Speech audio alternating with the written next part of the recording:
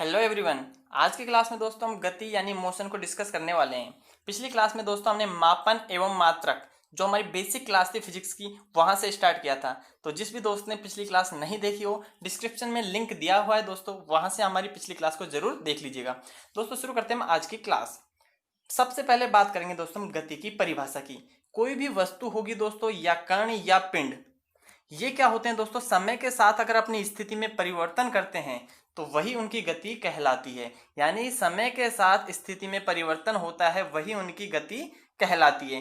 देखिए दोस्तों, ये गति होगी, ये किसी एक व्यक्ति के लिए अलग हो सकती है। यानी कि दोस्तों एक व्यक्ति के लिए कोई वस्तु स्थिर अवस्था में होगी तो दूसरे व्यक्ति के लिए वो वस्तु गतिशील अवस्था में हो सकती है। यानी ऐसा नहीं कि कोई वस्तु अगर गति कर रही है दोस्तों वो सभी के लिए गति कर रही है, नहीं, ऐसा नहीं है। अगर वस्तु गतिशील है तो वो व्यक्ति की स्थिति पर निर्भर करती है। ठीक है दोस्तों, तो किसी व्यक्ति के लिए वो स्थिर होगी और किसी व्यक्ति के लिए वो गतिशील हो सकती है। अब बात करते हैं दोस्तों, गति की जो अवस्था का मापन करते हैं दोस्तों वो हमेशा मूल बिंदु से किया जाता है। उसका ओरिजिन पॉइंट यानी स्टार्टिंग पॉइंट कहाँ है तो वहां से उसकी गति की अवस्था का मापन किया जाता है।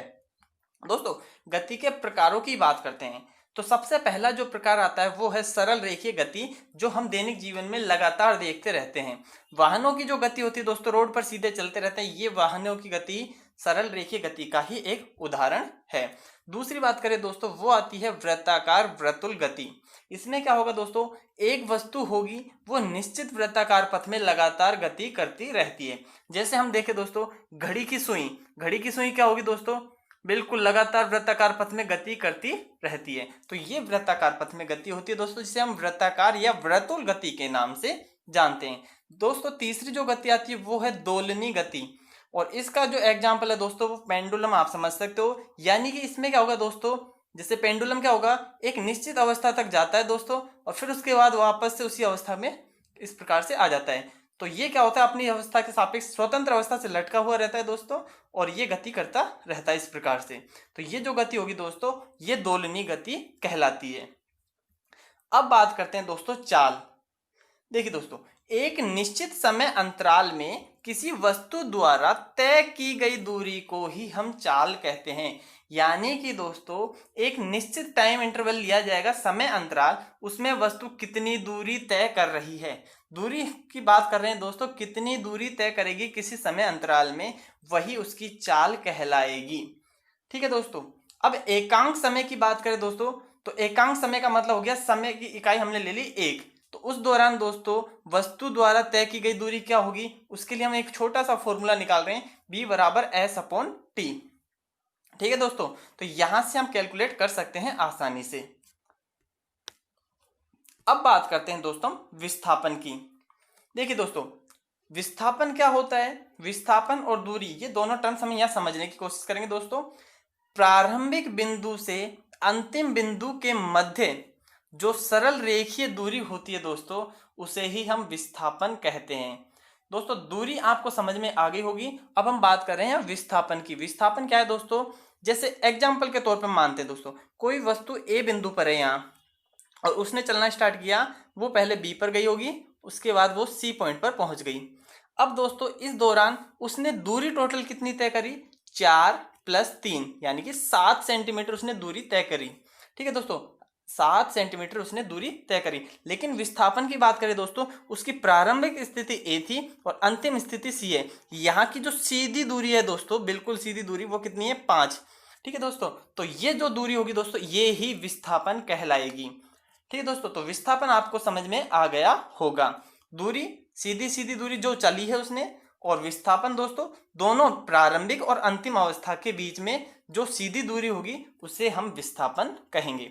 दोस्तों जो विस्थापन है ये धनात्मक, ऋणात्मक या शून्य भी हो सकता है। जैसे कोई वस्तु चलना स्टार्ट की होगी दोस्तों और कहीं भी जाकर के अगर वो वापस अपनी पुनः स्थिति पर आ गई तो इसका मतलब है उसका विस्थापन शून्य हो गया, लेकिन दूरी तो उसने दोस्तों इतनी कवर कर ली का। तो इस प्रकार से दोस्तों अब हम बात करते हैं वेग की। ठीक है दोस्तों, अब हम बात करते हैं वेग की। देखिए दोस्तों जो वेग है इसमें क्या होगा, किसी वस्तु द्वारा एक निश्चित दिशा में ध्यान रखिएगा दोस्तों, वेग की बात कर रहे हैं और वेग में हमेशा दिशा निश्चित होगी।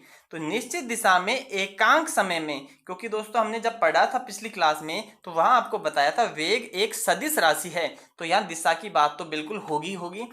तो निश्चित दिशा में एकांक समय में तय की गई दूरी को ही वेग कहते हैं। ठीक है दोस्तों, तो एक निश्चित दिशा में होगी दूरी उसे हम वेग कहेंगे। ठीक है दोस्तों, अब देखिए जो हमने पहले चाल पढ़ी थी दोस्तों और अभी वेग पढ़ा है, दोनों में डिफरेंस क्या है, चाल और वेग में अंतर क्या है। चाल है दोस्तों वो एक अदिश राशि है, जबकि वेग हमारी सदिश राशि है। अब दोस्तों जो दूसरा अंतर है वो है सामान्यतः वस्तु की केवल चाल मापी जाती है। बिल्कुल दोस्तों, आपने दैनिक जीवन में देखा होगा, हमेशा हम जो भी वाहनों की बात करते हैं वो हमेशा चाल की बात करते हैं, वेग कैलकुलेट नहीं करते, क्योंकि वेग का प्रयोग दोस्तों किसी शोध कार्य के लिए ही किया जाता है जो हमें आवश्यकता नहीं होती। तो सामान्यतः जो भी चीज देखी जाती है दोस्तों वो चाल होती है। तो बिल्कुल दोस्तों आप समझ गए होंगे, ये अदिश राशि है जबकि वेग सदिश राशि है। अब हम बात करते हैं दोस्तों त्वरण की। वेग की बात कर ली दोस्तों, अब आता है त्वरण। किसी वस्तु के वेग में परिवर्तन की दर, दोस्तों वेग में परिवर्तन करेंगे तो जो निकल के आएगा उसे ही हम त्वरण के नाम से जानते हैं। यदि वेग में वृद्धि होगी, ध्यान रखिएगा दोस्तों, यानी वेग बढ़ेगा तो त्वरण धनात्मक होगा। ठीक है दोस्तों, और वेग में कमी आएगी यानी वेग कम होगा तो त्वरण ऋणात्मक हो जाएगा। तो सीधा सीधा निर्भर कर रहा है दोस्तों वेग पर, वेग बढ़ेगा त्वरण धनात्मक, वेग में कमी तो त्वरण ऋणात्मक हो जाएगा। दोस्तों जब ऋणात्मक त्वरण होता है यानी कि ऋणात्मक त्वरण को हम मंदन के नाम से जानते हैं, रिटार्डेशन। दोस्तों ऋणात्मक त्वरण को मंदन के नाम से ही जाना जाता है। तो मंदन या ऋणात्मक त्वरण दोनों एक ही टर्म्स है। अब नेक्स्ट बात करते हैं दोस्तों, जो त्वरण है इसके मात्रक की बात कर लेते हैं। तो देखिए दोस्तों ये है वेग में परिवर्तन की दर, और वेग हमने देखा था मीटर पर सेकंड होता है। वेग दोस्तों मीटर पर सेकंड होता है। अब इसमें भी परिवर्तन करेंगे तो दोस्तों सेकंड स्क्वायर हो जाएगा। तो मीटर पर सेकंड स्क्वायर लिख दो, या सेकंड स्क्वायर को ऊपर लेके आओगे तो घात माइनस में हो जाएगी, तो मीटर सेकंड माइनस 2 इसकी पावर हो जाएगी। और दोस्तों जो त्वरण है क्योंकि ये वेग से ही तो उत्पन्न हो रही है, तो यानी कि ये भी राशि कैसी होगी, एक सदिश राशि होगी। अब हम बात करने जाते हैं दोस्तों एक समान त्वरित गति की। आखिर एक समान त्वरित गति क्या होती है। दोस्तों एक समान त्वरण गति से आगे बढ़ रही वस्तु के बारे में व्याख्या इस समीकरण से द्वारा हम कर सकते हैं। लेकिन सबसे पहले आपको बता दें एक समान त्वरित गति का मतलब क्या है दोस्तों, कि त्वरण होगा वो उसका समान होगा, एक समान त्वरण से वो वस्तु आगे बढ़ती रहेगी। अब दोस्तों उसके लिए हमारे पास में गति के 3 समीकरण आते हैं। इन तीनों को दोस्तों कहते हैं गति के समीकरण, और ये गति के दोस्तों 3 समीकरण होते हैं और एग्जाम में डायरेक्टली भी पूछ लिए जाते हैं, तो हम इन्हें डायरेक्ट भी याद रखेंगे, और इनसे न्यूमेरिकल भी पुट होते हैं दोस्तों, तो वो भी हम सोल्व करेंगे। तो इन तीनों समीकरणों को डायरेक्ट याद रखना है। पहला समीकरण है दोस्तों v बराबर u प्लस ए टी। दूसरा समीकरण दोस्तों s बराबर ut plus half A T square. और तीसरा समीकरण है दोस्तों v स्क्वायर बराबर u स्क्वायर प्लस 2as। अब दोस्तों इसमें कौन कौन सी टर्म्स क्या क्या है हम उसकी बात करते हैं। देखिए दोस्तों जो यहाँ पे u यूज लिया गया था वो था प्रारंभिक वेग, और v है दोस्तों वो है उसका अंतिम वेग। तो u और v आपको समझ में आ गया, स्टार्टिंग कहां से हुई और अंत में क्या वेग रहा। s दोस्तों है वो है कितनी दूरी तय की गई है, s का मतलब है दोस्तों दूरी, और t का मतलब है दोस्तों उस दूरी को तय करने में कितना समय लिया गया है।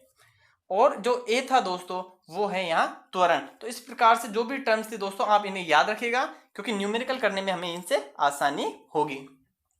और दोस्तों एक समान गति का अर्थ क्या होता है वो आप समझ गए होंगे, कि वस्तु समान समय अंतराल में समान दूरी तय करती है। यानी अगर दोस्तों एक घंटे में कोई वस्तु 10 किलोमीटर जाती है तो अगले 1 घंटे में भी वो 10 किलोमीटर ही जाएगी, तो हम कह सकते हैं वो एक समान गति चल रही है। अब देखिए दोस्तों इसके हम कुछ न्यूमेरिकल सोल्व करते हैं। पहला क्वेश्चन है हमारे सामने, एक रेलगाड़ी स्थिर खड़ी हुई है। दोस्तों जैसे ही आपके सामने बात आती है स्थिर खड़ी हुई है, इसका मतलब आप समझ जाइएगा स्टार्टिंग का वेग उसका 0 रहेगा। जब वस्तु चल ही नहीं रही तो उसका वेग कितना होगा दोस्तों, शून्य। तो और प्रारंभिक वेग को हम यू से बता रहे थे, तो यू बराबर यहाँ 0 होता है।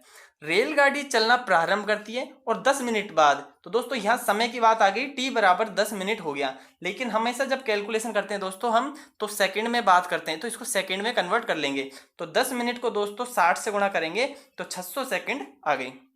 उसका वेग 72 किलोमीटर प्रति आवर हो जाता है। यानी कि दोस्तों ये अंतिम वेग है उसका, 10 मिनट बाद का मतलब दोस्तों अंतिम वेग v बराबर कितना हो गया, 72 किलोमीटर प्रति आवर। यदि रेलगाड़ी एक समान त्वरण से गति कर रही है, दोस्तों ध्यान रखिएगा त्वरण इसका समान है, एक समान त्वरण से गति कर रही है, तभी जाकर के हम गति के तीनों समीकरण इसमें लगा सकते हैं। तो जो 3 समीकरण पढ़े थे दोस्तों हम, उसको इनमें अप्लाई कर सकते हैं। तो उसका त्वरण ज्ञात कीजिए और उस वेग तक पहुंचने में तय की गई दूरी ज्ञात कीजिए। तो दोस्तों सीधी बात है, अब हमें क्या क्या कैलकुलेशन करने हैं। एक तो उसका त्वरण निकालना है, अर्थात ए की वैल्यू निकालनी है, और दूसरा जो तय की गई दूरी यानी दोस्तों एस, इन दोनों का मान निकालना है। ठीक है दोस्तों, अब देखिए यहाँ 72 था दोस्तों, ये किलोमीटर प्रति घंटे में दे रखा था और इसे मीटर प्रति सेकंड में बदलना होता है।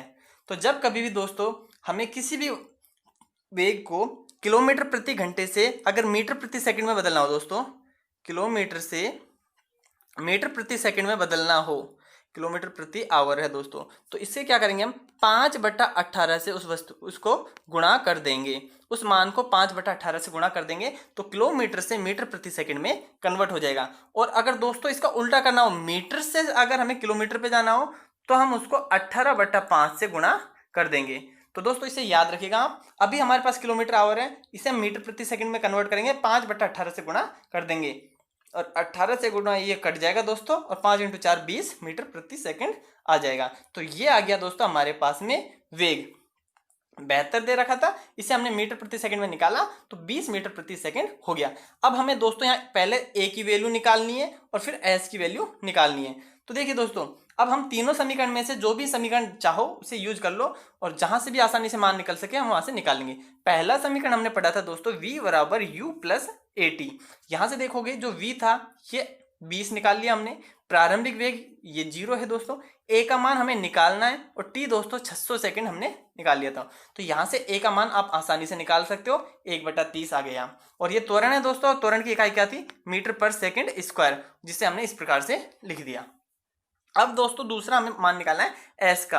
तो अब बाकी के 2 समीकरणों में से आपकी मर्जी है वो समीकरण यूज करना, वहां से आप एस की वैल्यू निकाल सकते हो। जैसे हमने गति का तीसरा समीकरण v² बराबर u² प्लस 2as यूज कर लिया दोस्तों, और यहां से हम देखेंगे b की वैल्यू हमारे पास है 20, u की वैल्यू 0, 2 की जगह 2 और a की वैल्यू है दोस्तों 1/30 जो हमने निकाल ली, और s का मान हमें निकालना है, वो हम आसानी से कैलकुलेट कर लेंगे। तो इस प्रकार से दोस्तों इस क्वेश्चन को हम सोल्व करेंगे। ऐसे ही दोस्तों एक क्वेश्चन और हम लेते हैं जो एग्जाम में ये बार बार क्वेश्चन पूछे जाते हैं, इन्हें हम आसानी से कर सकते हैं। क्या होता है दोस्तों, क्वेश्चनों को देख के हम थोड़ा बड़ा देख के और उसे छोड़ देते हैं, लेकिन ये बड़े आसान सवाल होते हैं। देखिए एक वस्तु का प्रारंभिक वेग 4 मीटर प्रति सेकंड है, यानी कि दोस्तों u का मान हो गया 4। यह वस्तु 2 मीटर सेकंड स्क्वायर के त्वरण से गतिशील है। दोस्तों 2 मीटर प्रति सेकंड स्क्वायर के त्वरण से गतिशील है, यानी a की वैल्यू त्वरण का मान आ गया 2। 5 सेकंड बाद तो दोस्तों t का मान आ गया 5 सेकंड। वस्तु का वेग निकालना है, तो देखिए बाद का निकालना है दोस्तों, इसका मतलब v की मान ज्ञात करना है हमें, और दूसरा उसके द्वारा तय की गई दूरी यानी s का मान निकालना है। तो दोस्तों बिल्कुल आसानी से हम v का मान निकाल सकते हैं। पहला समीकरण पढ़ा था b बराबर u प्लस AT, u का मान रखो और a का मान रखो, t का मान रखो, दोस्तों जो भी मान निकल के आएगा वो v का मान आसानी से निकल जाएगा। और इसके बाद दोस्तों जो दूसरा में s का मान निकालना है उसके लिए हम कोई सा भी समीकरण यूज कर सकते हैं, जैसे हमने यह किया v² बराबर u² प्लस 2as। तो दोस्तों हमारे पास सारे मान है सिवाय s के, और यहाँ से हम s का मान आसानी से निकाल लेंगे। तो दोस्तों इस प्रकार से हम इन समीकरणों की सहायता से इस प्रकार के क्वेश्चनों को सोल्व कर सकते हैं। दोस्तों आज की क्लास को हम यही रोकते हैं, कल फिर नेक्स्ट क्लास में एक और बढ़िया टॉपिक के साथ हम मिलेंगे क्लास 3 में। दोस्तों क्लास कैसी लगी कमेंट करके हमें जरूर बताइएगा। ठीक है दोस्तों, आज के लिए इतना ही। Thank you.